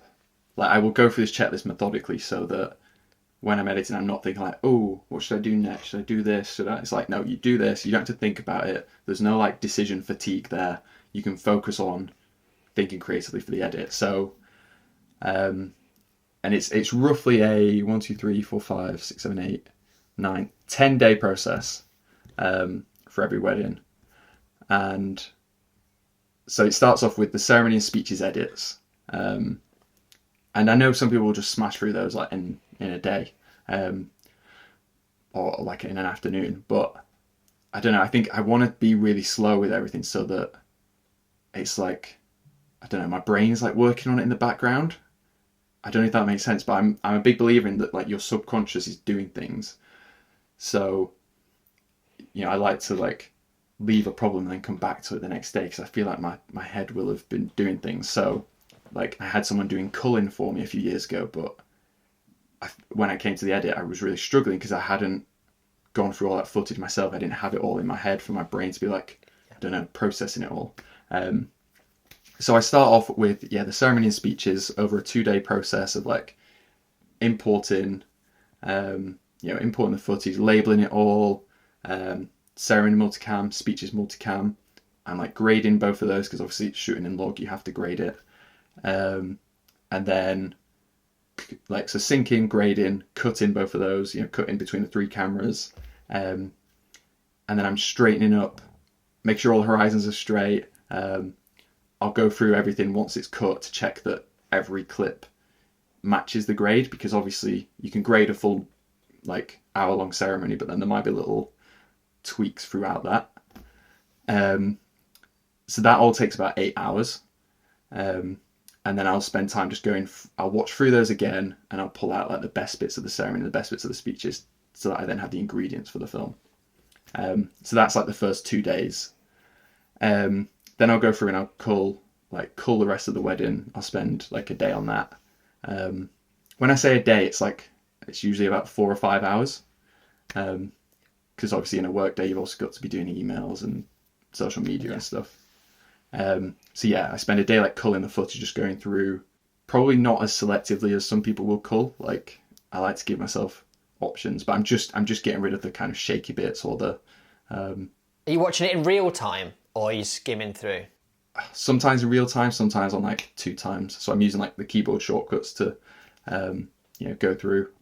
But it depends what I'm looking at really. If I'm just going through like mingling, then it's usually on 2 times. But if it's going through like bridal prep, I might be listening out for them saying like good stuff, like the conversation, see if there's anything worth using. I just hate the idea that I've just missed something along the way that could like change their life. Do you know what I mean? Like if the bride's mum has just said something and you've missed it because you've had music on while you were culling, and like her mum's not always going to be around, and then she's going to miss having that footage. Like, I'd hate that. So I think it like demands all your attention. Like, when people say they watch TV and stuff while they're editing, like, I don't know how they do that. And then I'm budgeting 2 days for finding music and figuring out the structure of the film. Again, like, I think I spend a lot more time on this than most people, like just listening to songs and trying to find the right music for the film. And I think once you've done that, and then once you've figured out the structure of the film, I think the rest just flows. Just to remind people of like what you're delivering, to give a bit of context for this. So you're doing, what is it, kind of like 7 to 8 minute kind of film, like original as your main film. Yeah. Speeches and ceremony in full. So you're always giving them the speeches and ceremony, so that you need to be making a nice job of that. You're not just doing it just to have it there for the film. It's there. Yeah. You're delivering that as well. Yeah. Yeah. So are you looking, when you pick a new music, is it multiple songs for that film? Yeah, it's almost always 2, sometimes 3 songs. And I'm usually, for the most part, my films are chronological. But the way I think of it, and it's really hard to put this into words, but I think in a wedding film you have almost 2 concurrent narratives. So we're getting really into the weeds here. But Yeah. I think Let's get into it. You've got the narrative of the wedding day, right? You've got we're at the venue, we're getting ready, we're getting married, we're having champagne, we're having speeches, we're dancing. Like, that's the narrative of the day. But then I think you also, over the top of that, have the narrative that you, as the filmmaker, create with the audio. So with the ceremony and the vows and the speech audio. So the way that I try and edit is that I'm kind of weaving between those. So I think you have to include those moments from the wedding day, right? You have to include all those elements that I just mentioned. But I think the way you do it and the way that distinguishes each of us is the way that we incorporate the other narrative. So the story that you build using the speeches audio or the vows. I don't know if any of that made sense. I find it really hard to kind of... No, I kind of understand. So you've got the narrative of the traditional narrative of a wedding day, like you said, from start to finish, how a wedding planner on a day would see the wedding itself. But then you're picking from the audio what is being said on the day, a narrative about the couple themselves and about their friends and family. And you're using the projection of of a wedding day and that chronological order to then interweave a story that's also being told over the top of it about the couple themselves. Yeah. Does that sound right? Yeah. So for example, like, so my films typically will run up to like the ceremony and that'll be fairly chronological, but there might be like some couple shots interspersed in there. And that is to complement the words that are over the top. But where it might make sense to have, say the father of the bride talks about seeing her in the morning, it would make sense to have that over the getting ready bit, right? And when she's actually, maybe you have the father of the bride reveal there, but I will quite often move that to later in the day. Because the father of the bride will usually say like nice things about her, then nice things about him, and then we'll wish them well or whatever. And I'd like to have that after the ceremony. So I will quite often then jump back in the film to the father of the bride reveal to go over his words. And like I have no problem with doing that. Like that to me does not ruin the narrative jumping around in time like that, because you've got the words to back it up. Yeah. And why do you prefer having the dad say those things after ceremony in the film order? So I think the majority of the time I'm trying to start with the groom, Right. telling the story, or the groom or the bride telling the story of how they met, or saying something nice about each other, because I think you have to introduce the main characters early. I know that sounds ridiculous, it's a wedding film, but I hate when you're watching a film, and we talked about a film recently where I didn't enjoy it because I felt like I didn't know who the main characters were until like 2 minutes into the film, and I think you've got to establish that early on. So I think their audio is the most important audio. If you're opening on the best man, I don't know, it doesn't hit the same. It doesn't have the same emotional impact, I think. So you want to introduce the couple as they are together initially as part of the story, and how they've kind of where they've got to and how they found each other, before then going into kind of like the origin story almost of the bride and groom themselves. Yeah, because I think you wanna make the audience care about the couple, right? So that when they have that confetti moment, when they have the first kiss, when anything good happens, you want the audience to feel the emotions of that moment. And if it's just two people that you don't know anything about, you don't have that feeling, you don't empathize with them. So I think you've got to introduce them early on and make people care about them. And I know it's weird talking about the audience, because the audience is the bride and groom, right? But I really do believe that we should be making films for strangers. And I think that ends up being a better film for the bride and groom as well. Because the strangers could be their kids later down the line. Exactly. Yeah. That wasn't even what I was going to say, but yeah, amazing. I'd love to see that story of my parents. Would you? Right? I don't like. You're a lot younger than me, mate. But my mum and dad haven't got a wedding film. But I would love to see that. But one done in your style, where you creatively putting that story out there in a beautiful cinematic way. That I'd absolutely do anything to have that. I remember when I first started out, there was this company that I really kind of had on a pedestal. Like, I just loved their work, and then they released a film. It was like an influencer wedding, and I was really excited to watch this film. And it was like an 8-minute film, and it was 2 minutes in before it showed their child, like they had a baby together. And I was like, why have we literally like 25% through the film before I even knew they had a child? Like, that doesn't make sense to me. Like, yeah, you've got kids, they're a big part of your life. That should come start earlier. with the kids, yeah, and then see how they got. Then the story how they got to there afterwards. Yeah. So sorry, that was a big tangent, but basically, figuring out that where you're putting the bits of audio, which bits of audio you're using, and where you're putting them. Like, I'm listening to music, trying to figure out what works. Because I might pull out the audio and I've got a vague idea, like, oh, I'd like to start with this, and maybe I'll bring that in later. I also want to include this if I can fit it in. So I'm listening to music that's going to fit in with all of that. And basically over like a 2-day process, I figure out a soundtrack, and I figure out the audio, like the order of the audio and the structure.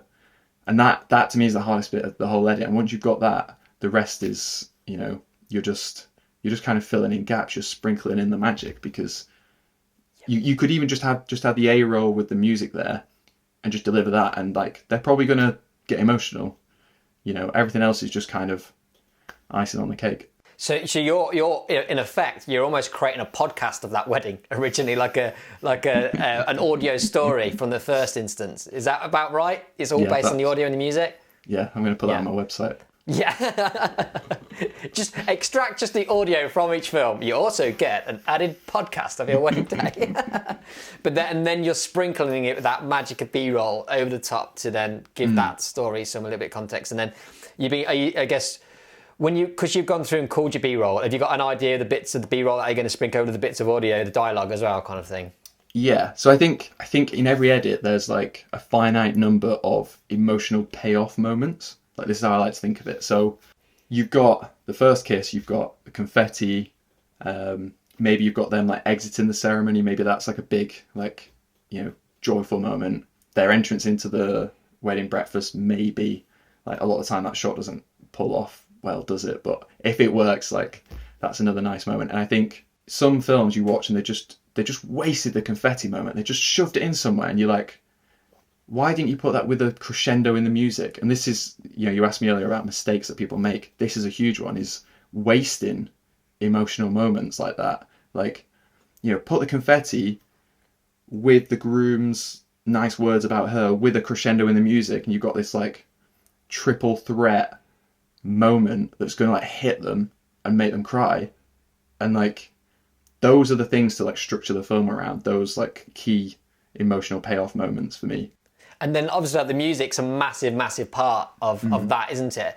And was that 2 days you said you have marked down as budgeted, as you said, for that search? And what are you using to find your music? So it's usually music, but 9 times out of 10. I do have an art list. Like, I used Artlist when it first came out, and then loads of people signed up using my referral, so I've got it for like 50 years or something for free.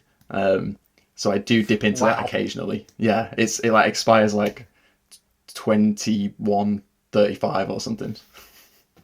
Oh my gosh. Yeah.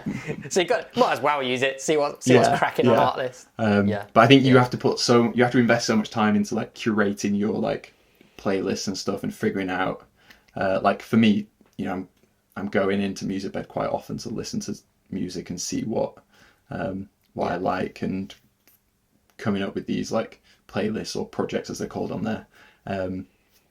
And that takes a lot of work. So to be also doing it for Artlist is a bit too much for me. So I only very kind of superficially dip into there. Because for me, in terms of my multicams, my longer edits, they're usually made with just a couple in mind, and there's 3 songs for each one. And quite often I've got like a bank of songs that work quite well for those 3 sections a day. But you're having to do multiple songs for these films. There's no way you could use a bank of songs, right? You need to have unique songs for each film, I assume, because of the way they're structured. So some films I will like. There are some songs that just work so well in pretty much any context. So Yeah. maybe, I don't know. So say I'm doing 15 weddings. Maybe like 5 of those weddings, I'll use songs that I've used before, because I just know that it's going to work well. And I think you shouldn't deprive a couple of a really great soundtrack just because you've used it before. Like if it's going to work really well with their wedding and like it's going to hit in the right moments and make them cry, for you to be like, I've used that before, so I won't use that here. Like, and to rob them of that and use something that might not work as well, I don't think is right. So I will get over my own ego. They have no idea it's been used in another film anyway, have they? Yeah, They have no clue. So even when it's on your website and they've watched it, I think even over their wedding and with different words, I think the music probably isn't even recognisable. Yeah, absolutely. Yeah, totally agree. So at that point, so you craft the song, you put your B-roll in. Are we then on to grading? Is that the part of the day that you're on to then? Yeah. So I budget 3 days for like cutting the film. So that means just putting in the B-roll basically, and checking. So once I've done that, I will then go through again and check if there's better clips that I could be using. So I'll go through all of my mingling footage again and just be like, are there any in here that I've not used that are actually really good? And then once I've done that and I'm like happy with the film, I'll then go through and just check I've got all the important people in. So I'll use the list of important people they've sent me. And there might just be one person that's missing. Then I'll go back and I'll check if I've got footage of them, and usually in the mingling, and then I'll swap a shot out. And then it's a 2-day process of doing the sound. So like adding in ambient sound and EQing a bit, and also like panning the sound to different places, and then also doing the colour grade. What do you mean by panning the sound to different places? So I don't know what it's like in Final Cut, but in DaVinci you can like place tracks at the front, at the back, or wide or narrow, like in the I don't know what the word is, but like the soundscape. The spatial audio of it, yeah. Yeah, that kind of thing. So I'll usually have like the spoken audio will be front center, the music will be front wide, and then any ambient audio will be back wide. So that if someone is listening in surround sound, it should, even though it's not like a 5.1 like Dolby setup, it should still have a little bit of kind of surround element to it. Yeah. Do you have set levels that you're setting certain things to, like dialogue is set to a certain decibels, things like that? Yeah, so I'm usually aiming for dialogue to be hitting -6, music to hit -12, and then ambient audio to hit like -25. Yeah, I knew you'd have exact numbers on it, Aaron. Loaded question, I knew it. You'd never leave anything to chance, my man. So sound. Then is it grade time? Yeah. So the grade is usually like probably spend like 4 hours on a grade. So I'm adding a LUT on to everything, and then I'm just going through every clip and tweaking like within that LUT. So I usually start by doing the couple shoot bit of the day. So in DaVinci, there's a really useful feature where you can like just select categories, like the keywords that you've done when labeling the shots earlier on. So even after you've edited the film, you don't have to edit in order. You can just go and do all the bride prep together, all the groom prep together, all the couple shots together, which really helps keep it like consistent across those scenes. Oh, that's amazing. Yeah, it's really useful. So I'll start with a couple shoot, because they're usually outside in natural light, so I can grade those and then use those as like a reference point for everything else. So when doing bridal prep, I can look at the skin there and check that it matches her skin in the couple shoot, or that it's as close as it can be despite the the lighting in that room. Because I know I've seen before from your stories when you've got it all lined up, where you're meticulously making sure there's consistency across everything, and that is just so evident in your films. Like there's just consistency in absolutely everything, visuals, sound. It's all so thought about and so considered. Thank you. Obviously, this is a 10-day process. What came first? Did the fact that you're shooting a smaller amount of weddings in the year, which enables you to have this time, or did you have to target having less amount of weddings in order to be able to spend the time that you need to be created to the standard that you want? Probably a little bit of both, because I think I've always been a slow editor. I think the most I've ever done in a year was 24, and I think that was 2019, so fairly early on. And I think I quickly learned that I prefer, I prefer editing to shooting. So I'd rather be spending more time editing than going out shooting. And then I kind of thought, if I shoot fewer weddings, like, I can spend more time on the edit. But I also thought I'd have more free time. Whereas actually I just filled that free time with more editing. Like, the editing process has expanded to fill those gaps. And it could probably keep going. Like, I could probably do 2 weddings a year and then spend 6 months editing, each film, because there's always something you could be tweaking, right? And like, even after you've exported, I'll go and listen, I'll watch the film on my computer with speakers, with headphones, I'll airdrop it to my phone, listen to it there. But then I could also listen with AirPods. I could put it on the TV. I could put it on a different computer. You could be testing all these things and refining it, and you could be tweaking for different. And at some point, you just got to send it out the door, haven't you? You've got to just say, this is good enough. It's good enough that the couple are going to love it, even if I still have some reservations, Yeah, like that's the curse of the artist, isn't it? The work is never done. There's always something we can tweak and change. Thanks so much for your time, Arran. Again, with this podcast, I've gone on for such a long time, but there was so much I wanted to extract from your mind.